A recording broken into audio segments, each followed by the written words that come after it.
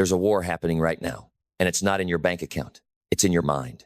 It's silent, invisible, daily. A war not fought with weapons, but with thoughts. Not fought with enemies, but with beliefs. And if you're still broke, it's not because of lack of effort. It's because of what's been allowed to grow unexamined in the garden of your mind. Because poverty isn't just a number. It's a mentality, a way of thinking, a way of choosing, a way of shrinking.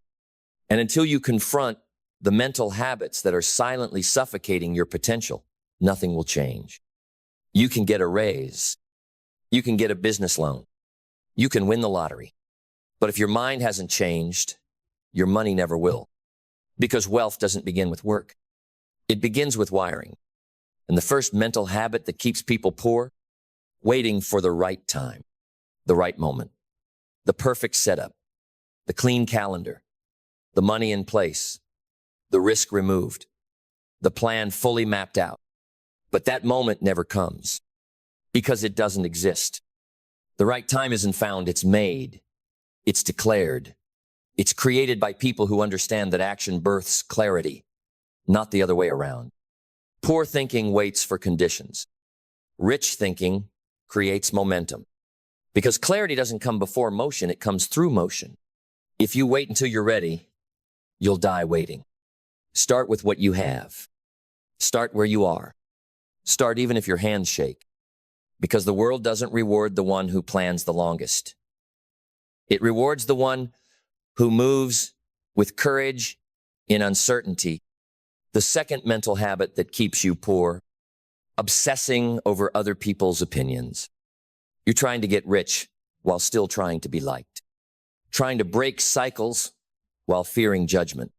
Trying to build a life no one in your circle has seen while needing their applause to feel secure. But here's the truth. You can't serve your calling and your comfort at the same time. The path to wealth is lonely, not because no one wants to come with you, but because most are too scared to pay the price.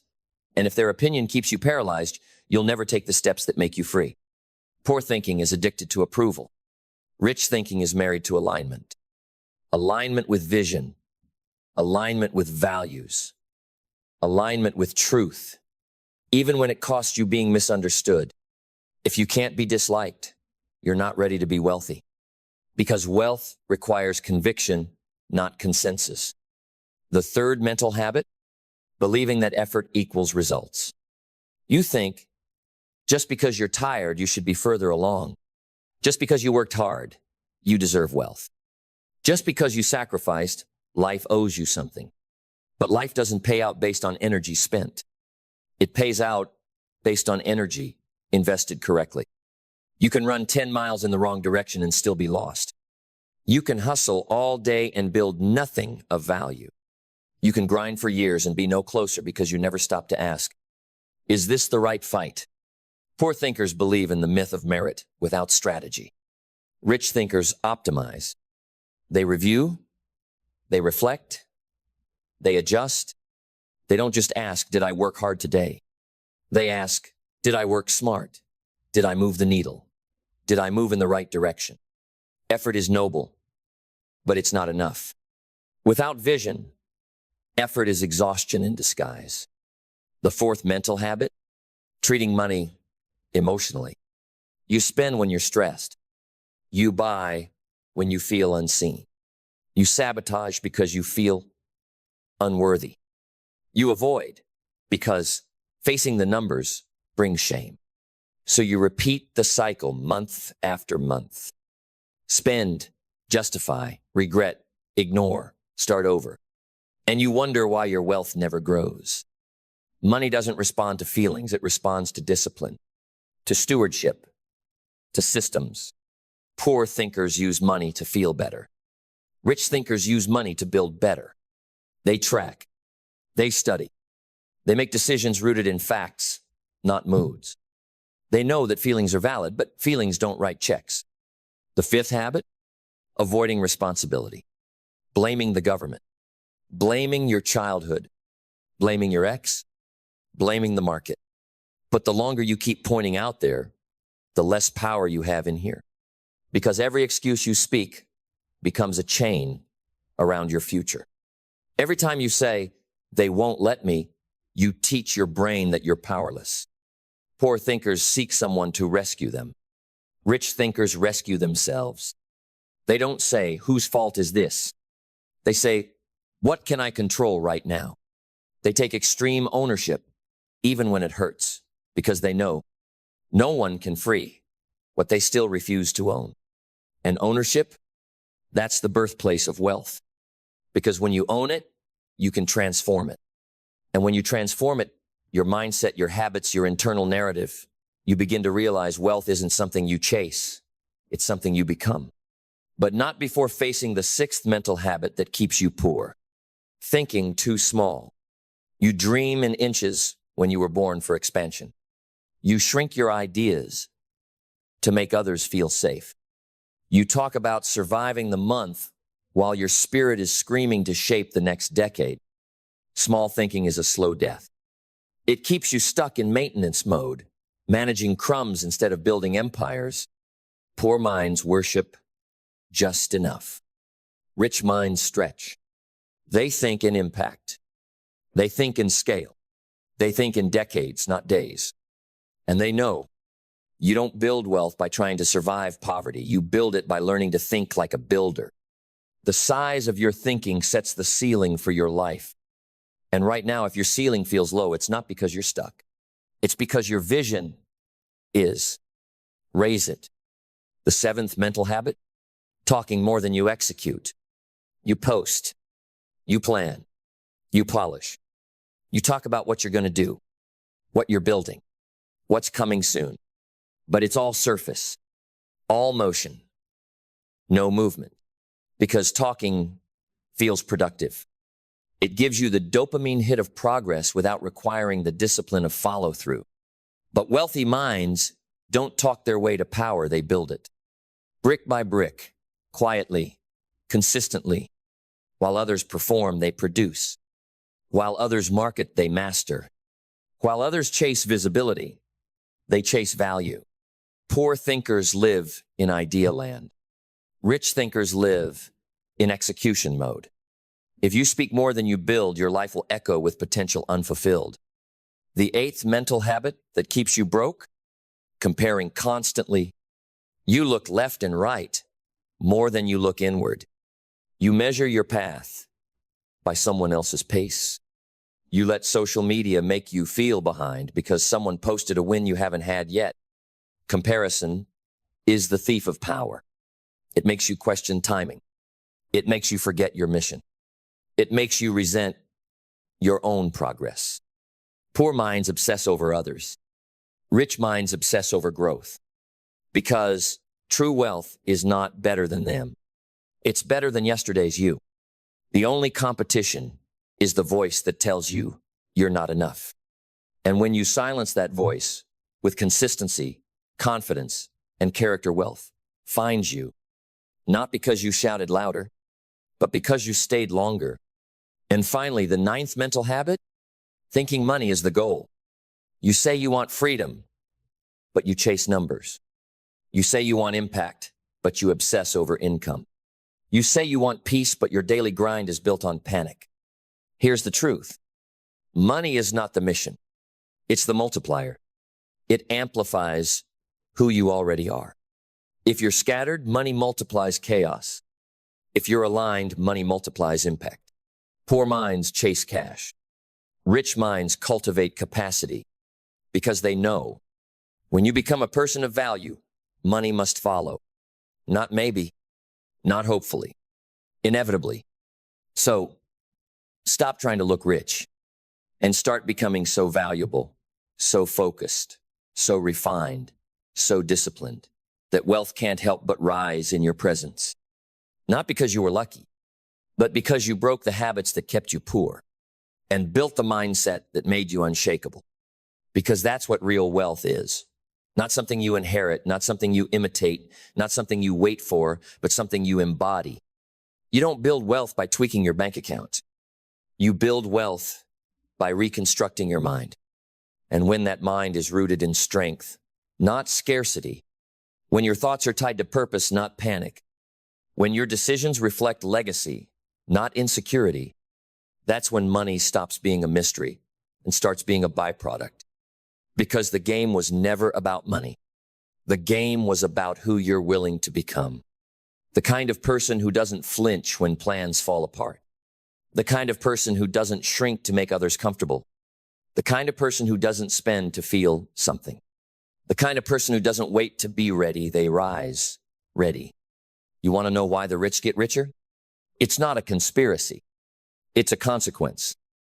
It's the consequence of clarity, of consistency, of mental architecture that refuses to house poverty thoughts. So do the audit. Check your language. Track your inner dialogue.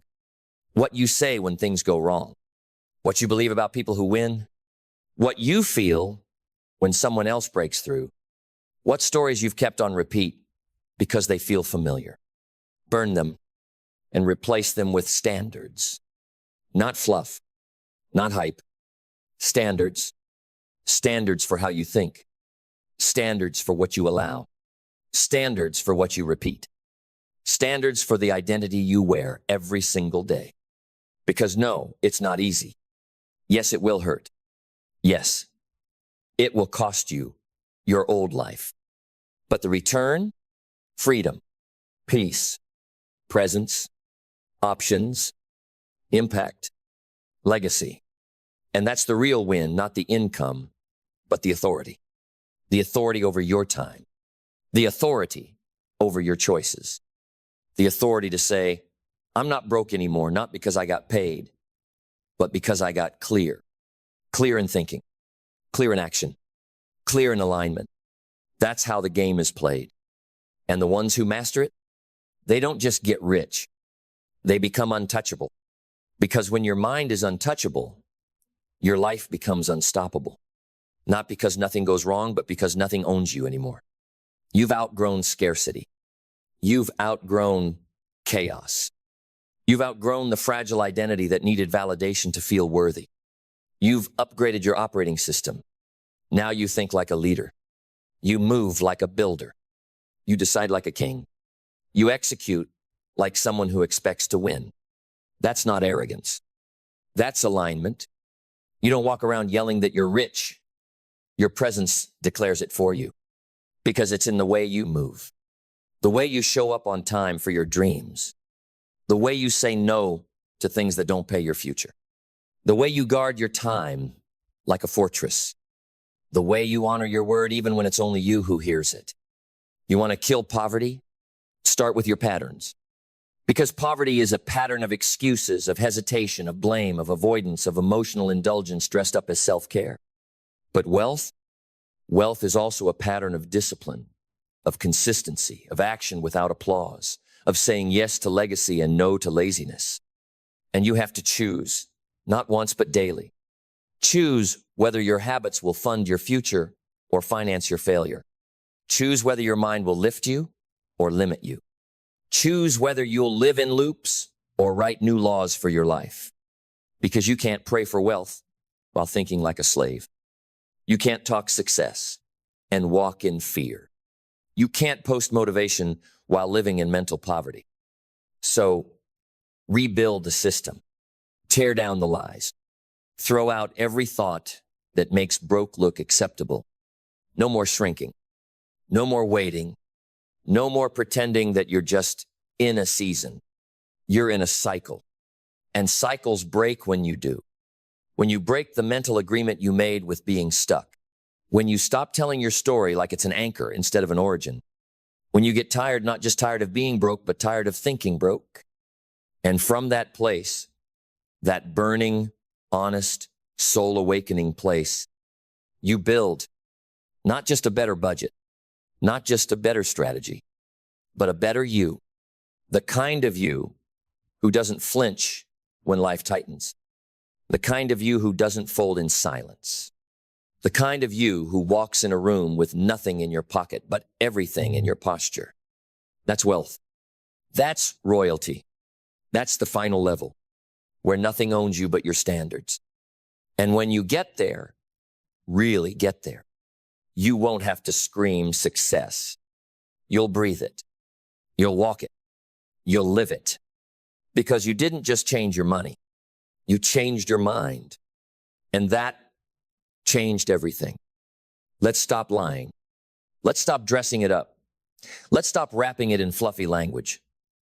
Let's stop pretending that being broke is just a phase or a vibe or a personality trait you can meme your way out of. Being broke is not your destiny, but it is your responsibility. And until you take ownership of that truth, you will stay stuck, not because of your job, not because of your boss, not because of the economy or where you were born, but because of what you've allowed yourself to believe. No, being broke is not a sin. But staying broke, that's a choice. A repeated, rehearsed, internalized choice to stay at a level of thinking that cannot afford the life you were born for. Because money is not just numbers. Money is a mirror.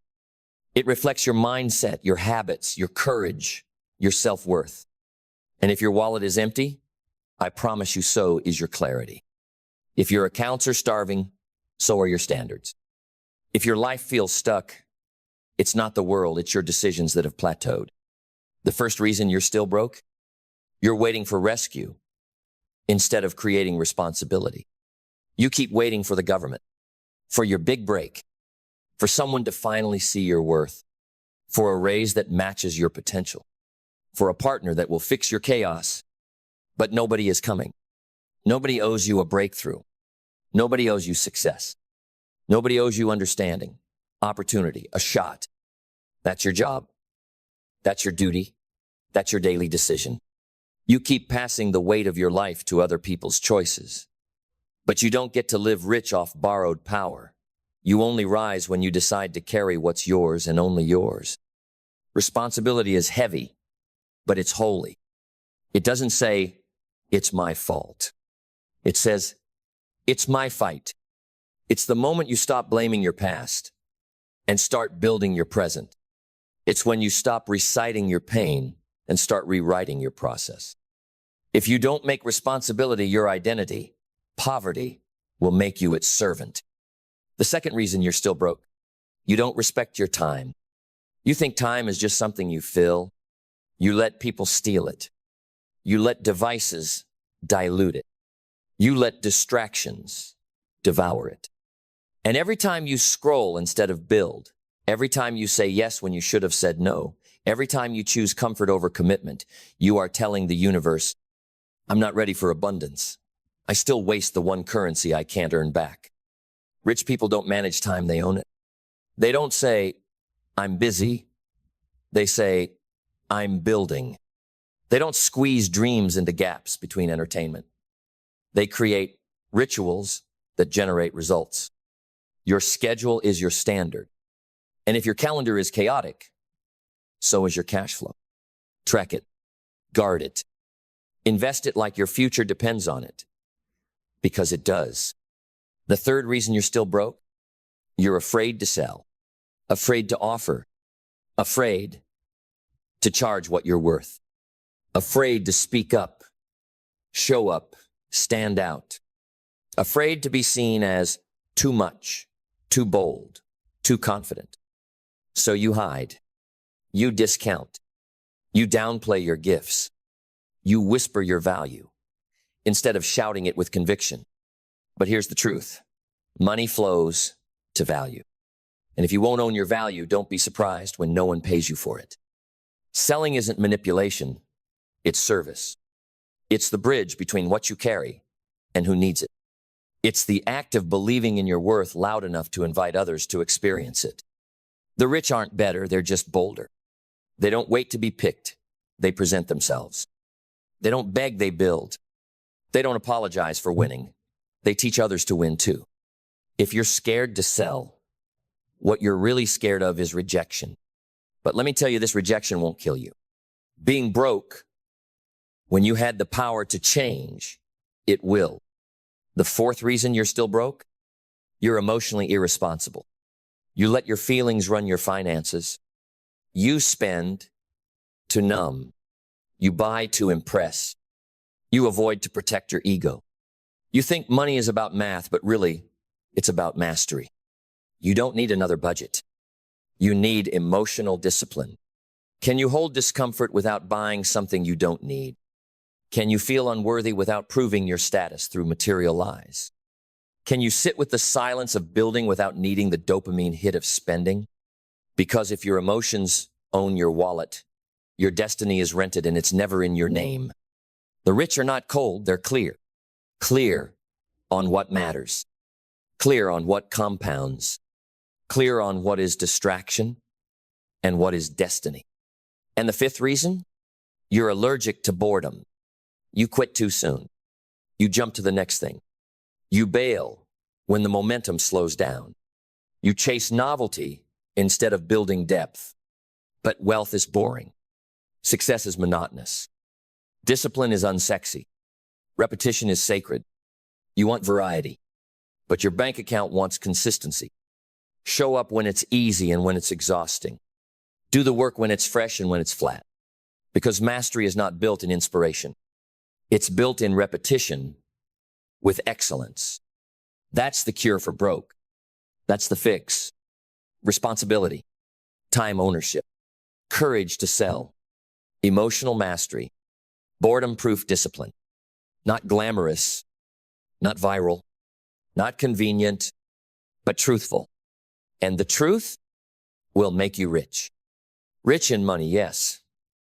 But deeper than that, rich in character, rich in integrity, rich in peace, rich in power. Because the wealth that lasts doesn't start in your wallet. It starts in your ways. It starts in how you think when no one's listening, how you move when no one's watching, how you handle pressure when the audience disappears. You've been told that being broke is a condition. It's not.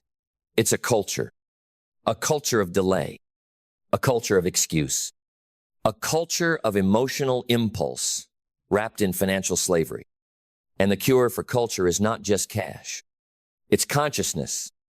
You don't fix broke by throwing more money at a broken mindset. You fix broke by refusing to be someone who tolerates being average one more day. You fix broke when you finally say, I'm done. Done pretending. Done waiting. Done repeating the same patterns with prettier packaging. Done asking for handouts when I could be building a legacy. You fix it when you do the work, the unsexy work, the early mornings, the lonely focus, the days you want to quit but don't, the nights you sacrifice now to live free later. And hear this, it's not supposed to feel fair. It's not supposed to be easy. It's not supposed to look glamorous at the start. But freedom doesn't come to those who feel like it. It comes to those who fight for it. Every single day. You want to be rich? Be rich in standards. Be rich in self-respect. Be rich in delayed gratification. Be rich in your morning routines. Be rich in the silence that no one else can handle. Because the world is full of loud noise and light wallets. But the ones who live different, the ones who break the cycle, they've mastered something most never will. They've learned how to become wealthy in the dark. Before the success, before the recognition, before the breakthrough, before the bank showed proof their life already did. So fix your broke. Fix it with honesty. Fix it with ownership. Fix it with better questions, better inputs, better habits, better identity. You are not a victim. You are not cursed. You are not late. You are not destined to repeat your parents' pain. You are ready. And if you're not yet rich, then get rich in grit. Because that's what builds empires when no one believes you yet. That's what silences doubt. That's what multiplies everything you touch. Not just cash, but confidence. Not just assets, but alignment. Not just results, but reputation. The kind that screams without a sound. This one is done being broke. This one's already free. Because freedom isn't just a lifestyle. It's a code, a way of being. And the ones who live by that code don't wait for permission to break through. They decide. They decide that broke is no longer welcome in their language, no longer welcome in their energy, no longer welcome in their lineage. Because broke isn't just about money, it's about momentum. It's a stuckness, a settling, a surrender to a life that keeps you treading water when you were born to build ships. And that decision to refuse broke. It doesn't start when the money comes in. It starts when you change who you are without it. Because that's where the real wealth is forged, in the fire of becoming. Becoming the kind of person who doesn't chase security but creates it. The kind of person who doesn't wait for opportunities but builds them. The kind of person who doesn't flinch when it gets hard but locks in harder. You don't get there by wishing. You get there by becoming impossible to ignore. By showing up with such intensity, such clarity, such integrity, that the universe bends to make space for your name. That's the cure for broke. Not hustle with no vision, not noise with no roots, but evolution. Internal, quiet, ruthless, daily evolution. Where you audit your habits like your future depends on it, because it does. Where you cut what drains and double what builds. Where you burn the excuses and become the evidence. So here's your moment. Right here. Right now. No more hiding behind history. No more playing defense with your destiny. No more telling yourself next month, next quarter, next year. The truth? If you're still broke, it's not because you can't fix it. It's because you haven't decided yet. Not just that you want to be rich, everyone wants that, but that you're willing to become the version of you who can carry it. And when you do, when your identity matches the level of life you say you deserve, everything shifts. The money comes. The mission expands. The noise fades. And the broke version of you, buried, replaced, rewritten with someone unshakable, someone undeniable, someone wealthy in ways the world will never understand, because you earned it when no one was clapping, when no one saw it, when no one believed in it, except you. And that's how you fix broke forever. Because when you fix it from the root, not the symptoms, not the surface, but the core, it never breaks again. You become recession-proof. You become rejection-proof. You become drama-proof. You become excuse-proof. Not because life stops throwing punches, but because you stop handing it your power. That's the difference between the broke and the wealthy. Not just in income, in identity. Broke lives in reaction. Wealth lives in response. Broke waits for external shifts. Wealth creates internal standards. Broke sees obstacles. Wealth sees options. Broke asks, how much can I get away with? Wealth asks, how far can I push what's possible? So don't just chase money. Chase mastery. Chase alignment. Chase the version of you who doesn't tolerate broken standards, broken boundaries, broken belief systems. Because that version builds wealth in every area. They don't just get paid, they get respected. They don't just make money, they multiply meaning. They don't just break cycles, they build empires. And they do it by remembering what broke taught them, that no one's coming. That time is sacred. That silence is where value grows. That sales aren't shameful. They're service. That emotion isn't a guide, discipline is. That boredom is the birth canal of greatness. Broke gave you a gift perspective. It showed you what survival feels like. It showed you what being out of alignment does to the soul. It showed you what it costs to live reactive, small, distracted, disconnected. Now use it. Turn that pain into posture. Turn that lesson into leverage. Turn that frustration into fuel. Not to prove anything, but to become everything you were born to be. Because once you fix broke at the identity level, you don't need to fake confidence anymore. You don't need to beg for attention. You don't need to keep up appearances. You become wealth in motion, power in silence, vision in form. And from there, nothing is out of reach. Nothing is too expensive. Nothing is above you. Because your worth no longer comes from what's in your account, it comes from what's in your alignment. And that wealth can never be taxed, can never be stolen, can never be taken away. Because you became it. And once you become it, No one can ever break you again. And that's the part they never tell you, that once you become the wealth, the world has no choice but to reflect it. You don't chase money. You don't chase clients.